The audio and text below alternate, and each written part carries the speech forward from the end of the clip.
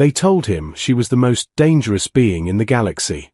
They told him billions could die if she lived one more day. They told him not to look into her eyes. The first 2 orders were easy. The third one ruined everything. Commander Kale Arden had executed warlords, pirates, alien hive minds, and rogue AI cores. For 12 years, he had been Earth's quiet solution to impossible problems. Clean missions. No emotion. No hesitation. But this mission felt different from the moment the Council sealed the chamber doors behind him. 50 levels below the Pacific Defense Platform, inside a gravity-stabilized containment vault, stood the last surviving member of a species humanity had nearly wiped out. Her name, according to Council records, was Serelith. Threat level, Omega Black. Species, unknown psionic origin. Status, immediate termination approved. Kale stepped into the white containment room. The air hummed with suppression fields. Invisible energy grids blocked telepathy, neural influence, quantum distortion, every known psychic threat. At least, that's what the scientists believed. She stood inside a transparent energy cylinder. Tall. Slender. Not human, but close enough to make it unsettling. Her skin shimmered like midnight water reflecting distant stars. Faint silver lines moved slowly beneath her skin like living constellations. Her hands were restrained by gravity locks, though she wasn't struggling. She was watching him. Kale did not introduce himself. He simply raised his execution rifle and checked the charge. "Subject Serelith," he said calmly. "This is a lawful termination under United Earth Defense Authority." Her lips moved slightly.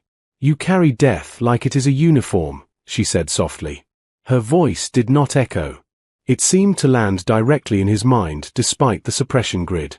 Kale ignored it. "Final words are permitted." She tilted her head. "Do humans always destroy what they do not understand?" He had heard that line before, from rebels, alien monarchs, rogue generals. "Yes," he answered evenly. "When it threatens survival." She studied him carefully. "Does survival require fear?" Kale felt a strange tightening in his chest. He adjusted his grip. "My people observed humanity for centuries," she continued. "You are fragile, short-lived, divided. Yet you build impossible machines. You survive extinction events. You fight gravity itself." He didn't respond. "We tried to help you evolve faster," she said quietly. "To awaken the deeper parts of your minds." "You destabilized 3 colonies," Kale replied. "Mass hysteria. Shared hallucinations. Neural collapse." Her eyes dimmed slightly. "Shared truth is not hallucination." Kale stepped closer to the containment field. He should not have done that. Up close, he could see the patterns under her skin reacting, like they were syncing with his heartbeat. "You altered human perception without consent," he said. "That is an act of war." "We showed them connection," she replied. "We removed isolation. We allowed them to feel one another completely. And they couldn't handle it." Her gaze sharpened. "No," she said softly. "Your leaders couldn't." That sentence landed harder than it should have. Kale activated the rifle's final charge cycle. The weapon began to glow blue. One shot. Instant molecular collapse. No suffering. He had done this hundreds of times. But something felt wrong. Not fear. Not doubt. Curiosity. And that was more dangerous. Why did the others let themselves be killed? Kale asked suddenly. The question surprised even him. Serelith looked almost saddened. "They believed your species would choose understanding. And you." "I believed," she said, "that one human might." Silence filled the chamber. Kale's comm unit crackled. "Commander Arden," the Council's filtered voice said. "Proceed immediately." His finger tightened slightly on the trigger. Serelith stepped forward inside the containment field. "Look at me," she said. "He shouldn't have. But he did." Her eyes were not solid black as reports described. They were deep space, layered with distant light, moving slowly like galaxies forming. And in that moment, something happened. Not control. Not invasion. Connection. For a split second, Kale felt something vast. He felt forests on worlds with violet skies. He felt oceans that sang in harmonic frequencies. He felt minds linked in peaceful unity, billions sharing thought without fear. Then it was gone. The suppression field surged violently. Alarms flashed. Psionic spike detected, a technician shouted through comms. Kale staggered back, but he knew the truth. She hadn't forced it. He had opened himself. "You see now," she whispered. "We do not conquer. We awaken." Kale steadied himself. "If that's true," he said carefully, "why didn't humanity experience it that way?" Her answer came slowly. "Because your species is powerful, but emotionally untrained. You built weapons before wisdom. You expanded faster than you understood yourselves." The council interrupted sharply. "Commander, execute the target. This is a direct order." Kale looked at Serelith again. She did not look afraid. She looked patient. "You could kill me," she said quietly. "And humanity will continue as it always has, alone, brilliant, divided, struggling." "And if I don't?" he asked. Her silver markings pulsed faintly. "Then your species might become something greater than even we imagined."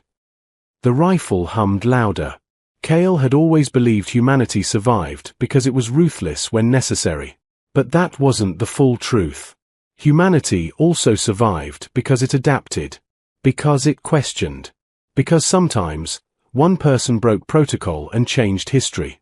The council voice turned cold. "Final warning, Commander Arden." Kale made his decision. He lowered the rifle. "I request a delay," he said calmly. "Subject displays cognitive stability and potential strategic value." Silence exploded across the comm channel. "You are disobeying a direct execution order." "No," Kale replied evenly. "I am improving the mission." Serelith watched him carefully. For the first time, a faint expression crossed her face. Hope. Far above them, alarms began activating across the Pacific platform. Because the Council had not told Kale everything. Other alien factions had detected her presence. War fleets were already moving. And Earth was about to discover something terrifying. Serelith was not the most dangerous alien alive. Humanity was. And it had just chosen curiosity over fear. The alarms did not stop. Red lights washed over the containment chamber as emergency sirens echoed through the Pacific defense platform. Commander Kale Arden stood still, rifle lowered, while the Council shouted over the comm. "Commander, reinstate execution protocol immediately." He ignored them. Instead, he looked at Serelith. "You knew this would happen," he said quietly. Her silver markings glowed brighter now, reacting to something far beyond the room. "They have been searching," she answered. "My survival is a signal." On the main holographic wall, space lit up with new contacts. Not one fleet. 3. Unknown alien signatures emerging from slipspace at the outer edge of Earth's system. Triangular vessels. Black hulls. Energy signatures unlike anything in human records. The Council's voice trembled for the first time. "They are from the Karth Dominion." Kale's eyes narrowed. The Karth. A militaristic empire humanity had only heard rumors about. Entire star systems erased. Civilizations harvested for technology. "They consider my species a weapon," Serelith said. "They enslave those who can influence minds." "And they think you're here," Kale finished. "Yes." A pause. "And they will burn your world to retrieve me." Silence filled the chamber. Then the Council spoke again, sharper now. "Commander Arden, you will terminate the alien immediately. We will not allow Earth to become a battlefield." Kale's jaw tightened. "And if killing her doesn't stop them?" The Council hesitated. That hesitation told him everything. They didn't know. The Karth fleets accelerated. Human orbital defenses activated instantly. Rail cannons repositioned. Defense satellites locked targets. Humanity did not panic. Humanity prepared. Kale turned fully toward Serelith. Can you stop them? Not alone, she answered honestly. He studied her carefully.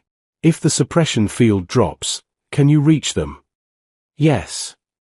And they will feel me, she said. But they will also feel you. Kale frowned. What does that mean? Her gaze softened slightly. Your species is loud. Before he could respond, the chamber doors exploded inward. Council security forces flooded the room. Black armored soldiers, weapons raised. Commander Arden, step away from the containment unit.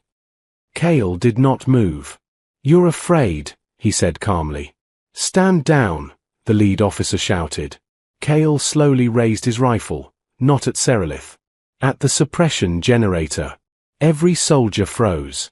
You drop the field, Kale said, or I drop it violently. You would do mirth, the officer demanded. No, Kale replied. I'm betting on it. The fleet outside Mars opened fire. The first wave of Carthstrike craft tore through human outer defenses. But something unexpected happened. Human ships did not scatter. They formed tight defensive clusters. Civilian evacuation protocols executed with frightening efficiency. Mining vessels converted into missile carriers. Terraforming platforms reconfigured into shield arrays. Humanity adapted in real time.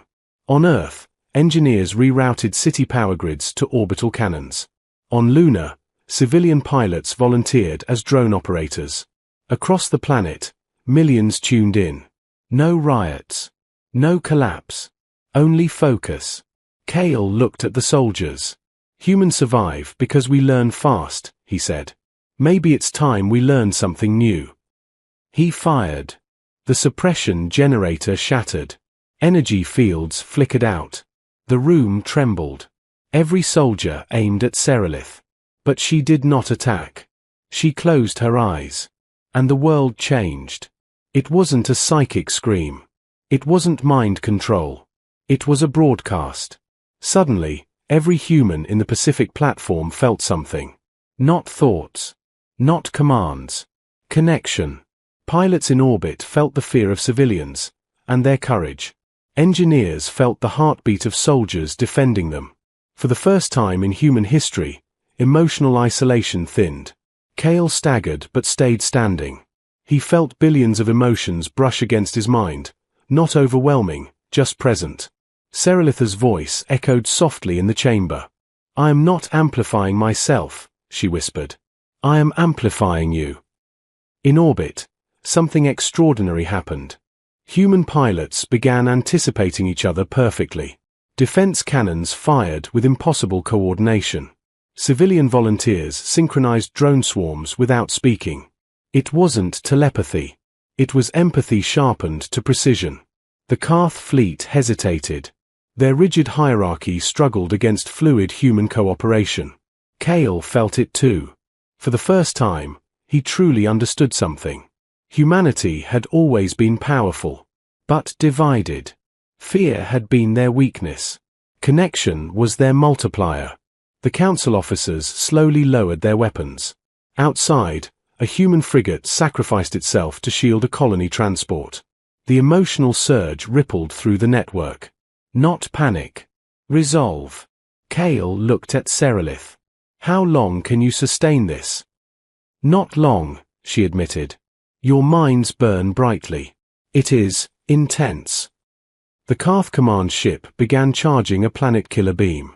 Energy readings spiked. If it fired, Earth would fracture. Kale made another impossible decision. Link me fully, he said. Serelith's eyes widened slightly. That will expose you. Do it. She stepped closer. When their hands touched, Kale felt everything. Every human fear. Every human dream. Every sacrifice humanity had ever made to survive extinction, plague, war, collapse. He saw cave painters. Moon landings. Cities rebuilt after fire. He saw humanity refuse to stay down. And through him, Serelith projected one thing into the Karth fleet. Not domination. Not fear. Defiance. The Karth commander suddenly felt billions of human minds focused as one. Not controlled. United. A species too chaotic to enslave. Too adaptive to predict. Too stubborn to erase. The Karth beam destabilized. Human rail cannons fired in synchronized sequence. Not random. Perfect. The Karth flagship shattered. The rest of the fleet faltered. And then, they retreated. Slipspace ruptures opened. The invaders fled. Silence fell over Earth orbit. Kale collapsed to one knee. The connection faded gently. Serelith caught him before he hit the floor. "You see now," she whispered. He looked up at her, exhausted but clear. "We were never weak," he said. "No," she replied softly. "You were simply alone." Outside, Earth still stood. Against a galactic empire. Because humanity had done what it always did when cornered. It evolved. And somewhere deep in space, the Karth Dominion began rewriting its strategy. Because Earth was no longer a primitive species. It was something new. Something unpredictable. Something united. And the galaxy had just noticed. Earth celebrated for exactly 6 minutes. Then the truth came out. Commander Kale Arden regained consciousness inside a medical stabilization chamber. His nervous system was overloaded but intact. Human biology, as always, adapted fast. But the room was not a hospital. It was a containment cell. Across from him stood members of the United Earth Council. Not holograms this time. In person. Serelith was gone. "You endangered the planet," the High Counselor said coldly. "You disobeyed a direct termination order." Kale sat up slowly. "I saved the planet. You exposed humanity to uncontrolled psionic integration." Kale stared at them. "It wasn't control. It was influence," the counselor snapped. "And influence spreads." That's when Kale understood. They weren't afraid of Serelith. They were afraid of what humanity had just felt. Connection. Shared emotion. Shared purpose. Shared clarity. "You felt it too," Kale said quietly. "Everyone did." The room went silent. Because they had. For a few moments, politicians had felt the fear of factory workers. Generals had felt the grief of refugees. Corporate magnates had felt the exhaustion of miners. Hierarchy had blurred. Power had equalized. And that terrified them. "Human civilization functions on structure," the counselor said sharply. "Order. Division of responsibility." "No," Kale replied calmly. "It functions on trust." Outside the chamber, news spread. Civilians began talking about what they experienced. Not as hysteria. As awakening. Across social networks, people described the same thing. For a few seconds, they understood each other. Completely. Crime rates dropped overnight. Military units reported record synchronization. Medical teams operated with silent coordination. Humanity had tasted unity. And it didn't want to go back.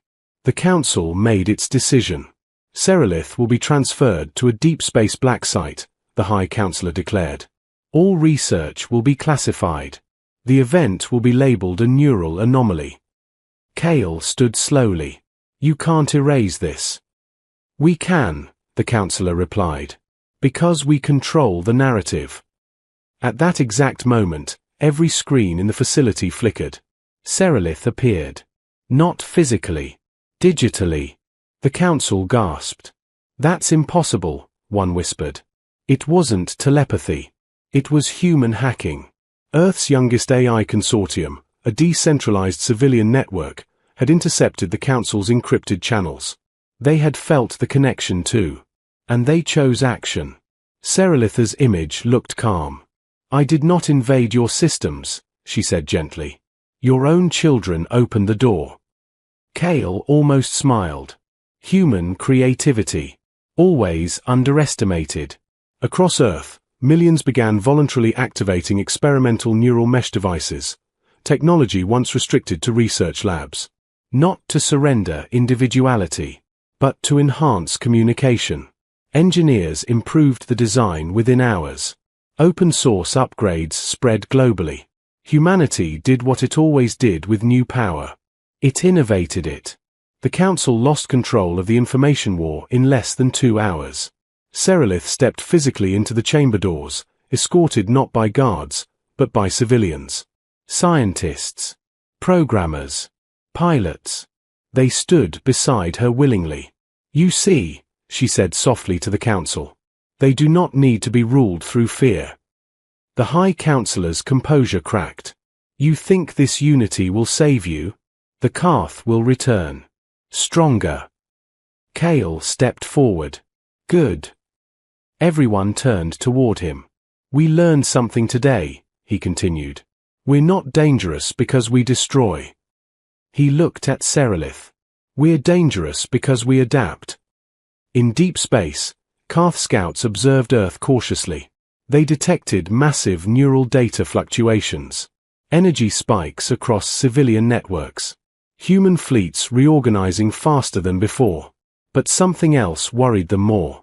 Human signals were spreading. Not military, cultural. Music transmissions encoded with mathematical empathy patterns. Open invitations to dialogue. Humanity was not hiding. It was broadcasting. Not weakness. Not aggression. Curiosity. Serelith turned to Kale. "My species believed humans were not ready." "And now?" he asked. She studied the planet through reinforced glass. "Now I believe you were simply waiting." Across Earth, volunteer crews began constructing something unprecedented. Not a superweapon. Not a fortress. A beacon. A massive orbital structure designed to amplify cooperative neural resonance safely and voluntarily. Not forced unity. Chosen connection. The project name spread quickly. Project Horizon. The Council tried to shut it down. They failed. Because this time, humanity was aligned. Not controlled.